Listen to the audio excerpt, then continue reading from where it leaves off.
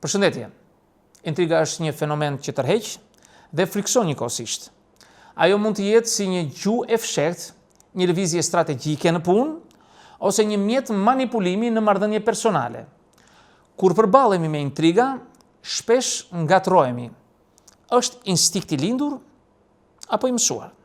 A është diçka që mund të menaxhohet ose mbetet pjesë e natyrës njerëzore? Përpyetja kryesore është: bëhesh apo lind? Psikologët kanë debatuar për dekada mbi këtë pyetje dhe janë dy skenar. Lindja. Disa njerëz kanë një ndjeshmëri më të lartë ndaj intrigës, aftësi të natyrshme për të lexuar emocionet dhe për të manipuluar ose për të mashtruar.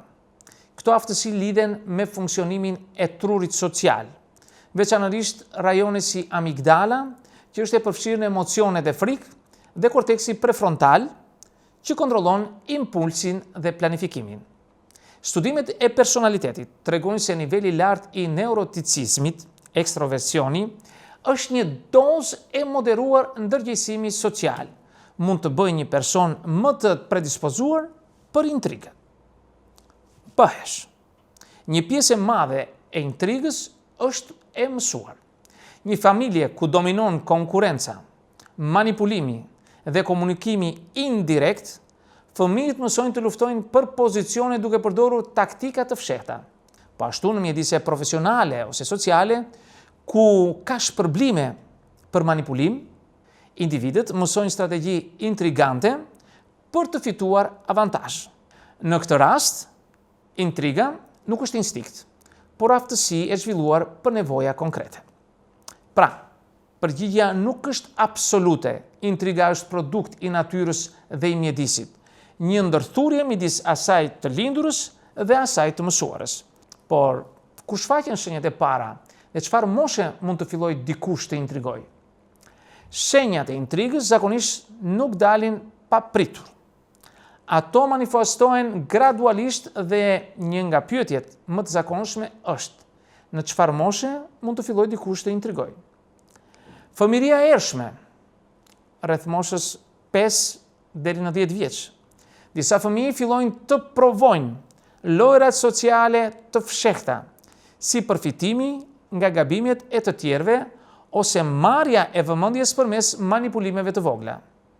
Adoleshenca, rreth 12-18 vjeç. Aftësi intrigante bëhen më të rafinuar. Nxënësit testojnë kufijtë e miqësisë dhe të autoritetit, shpesh duke përdorur teknika indirekte, si lajme të deformuara, thashë theme ose strategji grupore. Rinia e hershme, 18-25 vjeç. Intriga bëhet më strategjike dhe e ndërgjegjshme, shpesh për avantazh në punë, universitete ose marrëdhënie sociale. Pra, intriganti mund të fillojë që në fëmijëri, por forma dhe qëllimi ndryshon me moshën dhe mjedisin. Jo të gjithë fëmijët intrigojnë, por ata që e bëjnë zakonisht janë të predispozuar ose mësojnë këtë sjellje nga familja dhe shoqëria. Psikologjia pas intrigës. Intriga nuk është vetëm sjellje antisociale. Ka një psikologjik të thellë pas saj. Ndjenja e kontrollit. Njerëzit intrigant ndihen të fuqizuar kur kontrollojnë perceptimin e të tjerëve. Mbrojtje ndaj pasigurisë. Shpesh intriga është një mekanizëm për të mbrojtur veten nga humbja ose poshtrimi. Kërkimi i vlerësimit. Intrigantët shpesh ndihen të pavlerësuar dhe përdorin strategji për të marrë njohje ose privilegje. Nga ana tjetër, ata që bien viktimë e intrigës mund të zhvillojnë ankth, mungesë besimi dhe ndjenjë të poshtërimit, duke krijuar një spirale negative. Njohja e modeleve të intrigës mund të parandalojë dëmin dhe të fuqizojë aftësinë për të mbrojtur. Një pyetje logjike: a kurohet intriga? Intriga nuk është sëmundje klinike, kështu që kurimi nuk është fjalë saktë, por ndryshimi i sjelljes është i mundur për individët e motivuar. Vetëdia, njohja e motiveve personale dhe mënyrës që ndikojnë te të tjerët është hapi i parë. Një psikolog ose mentor mund të ndihmojë në identifikimin e modeleve të padobishme. Empatia. Zhvillimi i aftësisë për të parë situatat nga perspektiva të të tjerëve zvogëlon nevojën për manipulim. Komunikimi direkt. Taktikat e fshehta humbasin efektin kur individi mëson të shprehë nevojat dhe kufit hapur. Praktika dhe reflektimi. Ndër veprimet sociale, ku praktikohet transparenca dhe sinqeriteti, forcojnë sjelljet prosociale.